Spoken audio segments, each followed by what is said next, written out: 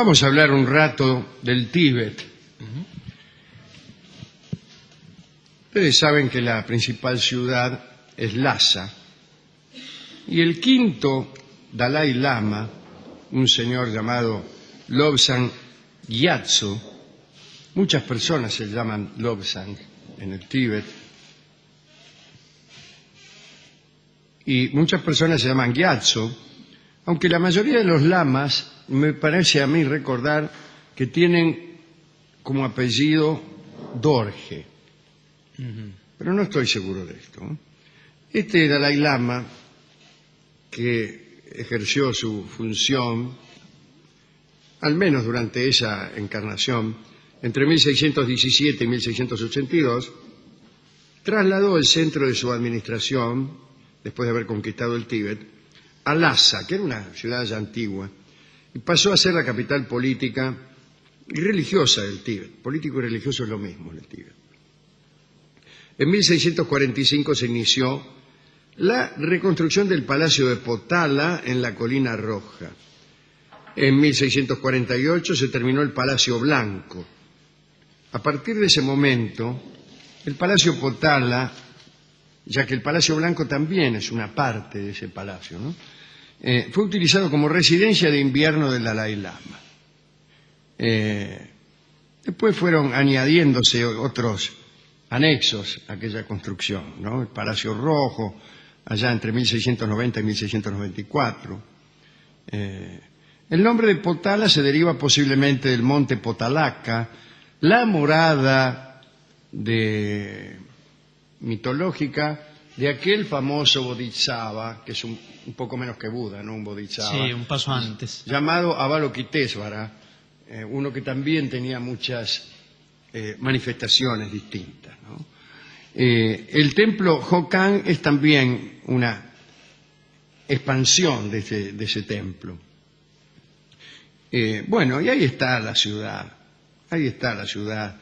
En la mitad del siglo XX aparecieron algunos exploradores sería mucho mejor, occidentales, tales como un señor llamado Francis Young Husband, era un joven esposo, una señora llamada Alexandra David Neal y un alemán llamado Enrique Harrer, que llevaron a cabo viajes trabajosísimos a esta ciudad.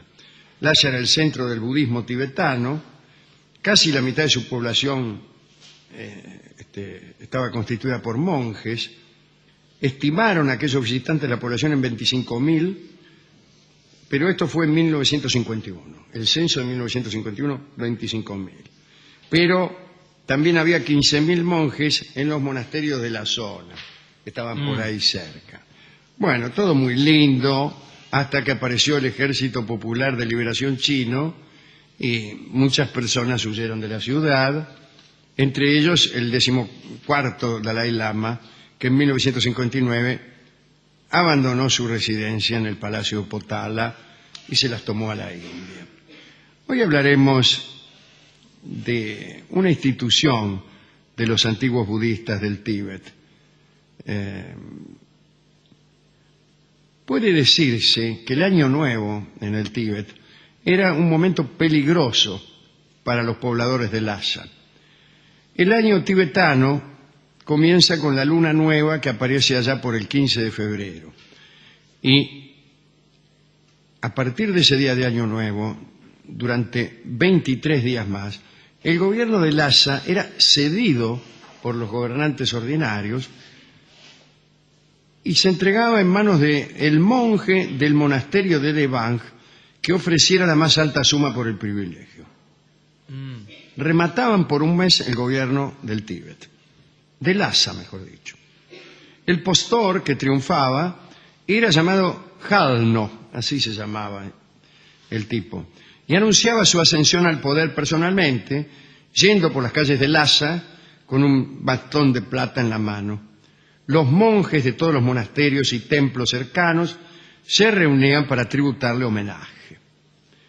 El poder secular, ordinario, quedaba imposibilitado de cualquier acción. El Jalno ejercía su autoridad de la manera más arbitraria en su propio beneficio. Claro, tenía poco tiempo. Sí, todas las multas que imponía eran para él. El beneficio que conseguía por aquel periodo de poder solía ser cerca de 10 veces la cantidad del precio de compra del gobierno. El tipo invertía 10 y ganaba 100. Los hombres del Jarno, hombres que el Jarno contrataba desde luego, iban por las calles con la orden de descubrir cualquier acto por parte de los habitantes en el que pudiera encontrarse una falta. Cualquier acto de desorden mínimo, como gritar en la calle o beber, era inmediatamente transmitido a aquellas extrañas autoridades interinas. Entonces se producía un fenómeno curioso. La severidad del gobierno del Jalno alejaba a la mayoría de los habitantes de Lhasa hasta que pasaran los 23 días. Todos los comienzos de año se producía un éxodo extraordinario, para evitar multas y castigos, a veces de un rigor inhumano. Pero así como el pueblo emprendía el éxodo, los budistas más fervientes, incluso de otras ciudades, entraban en Lhasa para someterse a los designios de aquellos días de gobierno religioso. Todos los caminos que conducían a Lhasa, desde las montañas vecinas, estaban llenos de monjes que se apresuraban a la capital. Dice el cronista que bandadas de hombres santos atravesaban las calles cantando oraciones y enfrentándose a puñetazos para poder entrar al gran templo de Machidranath, que es un templo importantísimo de Lhasa. Después de los 23 días del gobierno de Jalno, no todo volvía a la normalidad. En realidad, había un periodo de 24 días durante el cual retornaba el gobierno legal de siempre. Sí. Pero después, otra vez volvía el Jalno y asumía por 10 días más, de la misma manera arbitraria que lo había hecho antes.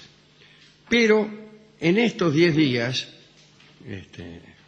que eran los últimos de su poder, sucedía algo muy dramático. El primero de los 10 días el Jalno rezaba para que se librara de enfermedades y de males a la región y a todo el mundo. Luego se elegía un hombre para enfrentar al Jalno en una contienda, en una disputa de azar, de la cual dependía la vida del Jalno y la vida del contrincante. Bueno. El perdedor era inmolado como ofrenda de paz, y así se cerraban los tiempos del gobierno religioso y volvía el gobierno de siempre y todos éramos felices. El elegido para esta contienda era sencillamente aquella persona a la que se creía más pecadora de todas entre los habitantes de la ciudad. No era fácil encontrarlo, puesto que, como se ha dicho, la mayoría de las personas de Lhasa huía durante esos tiempos. Claro, estaba fuera. Pero una vez que daban con él, lo llevaban a la plaza del mercado, donde tenía lugar el enfrentamiento, que era con los dados. Bien. Era un juego sencillo. Se trataba de ver quién sacaba más 6. Si el pecador elegido vencía, cabía esperar muchos males. En cambio, si el Jalno era vencedor, había un gran regocijo, pues quedaba probado que el adversario había sido aceptado por los dioses como víctima para llevarse todos los pecados del pueblo de Lhasa. En los primeros años en que se realizó esta disputa, la suerte tocaba a uno o a otro alternativamente. En algún caso el Jalno clausuró con su muerte su gobierno. Sin embargo, en la mayoría de los enfrentamientos que se produjeron entre los siglos XV y XVIII, se hizo trampa. Los dados del Jalno estaban llenos de 6 en sus caras, y los del pecador tenían muy pocos. Durante siglos, el pueblo supuso que la providencia certificaba el poder del Jalno, y en casi todos los comienzos de año se produjeron festejos, nacidos de la inmolación del portador de los pecados generales. Una vez producido ese sacrificio, el Jalno abandonaba el poder y la mayoría de los pobladores de Lhasa salían de sus escondites de las regiones vecinas y volvían parsimoniosamente a poblar su ciudad. Esta es la historia que quería contarles. Es una historia muy interesante. Sí. No solo por esa locura del Jalno que cobraba multas, sino por el peligro. Siempre hay un peligro, por más trampas que hagas. Bueno, ahí cobra valor además Claro, la el tipo, complejidad de ese sistema. hacía una gran fortuna, pero sabía que al final estaba a merced de los dados. Especialmente en los primeros tiempos cuando no se hacía trampa. Claro. Después, probablemente, ante la falta de oferta, porque imagino que nadie quería correr ese riesgo siendo Jalno, empezaron a cargar los huesos y a hacer dados con muchos 6 para el Jalno y con pocos para el pecador. Quiere decir que... Estaba igual más cerca del pecado, ¿no? Porque hacían trampa y... que no, fíjese, pues la trampa es lo que nosotros decimos que es trampa, decían los ñatos. Ahí una vez más estamos en presencia de lo que se llama pensamiento hegemónico. O sea, si usted es el que maneja los dados, el juego es como usted dice que es. Y si hay una razón de Estado que exige que los dados tienen que estar cargados, y bueno, que estén cargados porque, ¿qué le va a decir el monje que carga los dados? Bueno, con eso garantizamos el bienestar, etcétera, etcétera. Y estamos ante un asunto interesantísimo y tremendo también por sus consecuencias. A saber, cuando las razones de Estado pasan por encima de la verdad, de la justicia y de la libertad. Entonces, aparecen dados cargados, pero adviértase que de la carga de estos dados aparece que hacen sonar a uno. Al que ya habían elegido. Ya lo mandaron sin su a anuencia. Claro. Ya lo habían elegido como el más pecador. Quiere decir que ahí hay muchos puntos, aparentemente hijos del azar o de una revelación, que en realidad eran puestos con el dedo. ¿Quién era el más pecador? Este. ¿Y por qué? Porque lo decimos nosotros. ¿Y cuáles son los dados que vamos a cargar para que salgan muchos 6? Esto. ¿Por qué? Y porque lo decimos nosotros. En realidad, para mi gusto, hay muchas cosas que decimos nosotros. Hemos ido a la discoteca y este hombre se hizo contar varias veces la historia, pero me temo que no la entendió mucho. ¿No? Me dijo que él una vez en Castelar había perdido como 5.000 pesos. ¿Qué tiene que ver, señor, con el Tíbet y dijo el que eso budismo era tibetano? perder y no ese juego de dados absurdo del Tíbet. Bueno, sí, lo quiero ir a ver allá, sí, con los dados El caso es marcados. que me dio este tango que evidentemente cuenta la historia de ¿Sí? este juego arreglado entre el más pecador y este gobernante absurdo que empezaba su gestión allá por la luna llena del 15 de febrero. El tango se llama Escolazo, justamente. Ah, bueno, sí. Parece una palabra sánscrita, pero Bueno. no sé qué idioma hablan en el Tíbet. ¿Y el tibetano? Probablemente el tibetano. Sí. Probablemente el tibetano. Bueno, aquí escucharemos una versión de Edmundo. Vamos a hablar un rato del Tíbet. Ustedes saben que la principal ciudad es Lhasa. Y el quinto Dalai Lama, un señor llamado Lobsang Gyatso, muchas personas se llaman Lobsang en el Tíbet, y muchas personas se llaman Gyatso, Potala, ya que el Palacio Blanco también es una parte de ese palacio, ¿no? Fue utilizado como residencia de invierno del Dalai Lama. Después fueron añadiéndose otros anexos a aquella construcción, ¿no? El Palacio Rojo, allá entre 1690 y 1694. El nombre de Potala se deriva posiblemente del monte Potalaca, la morada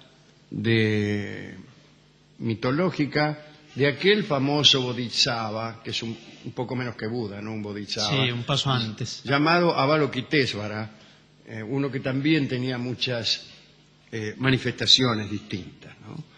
El templo Hokan es también una expansión de ese templo.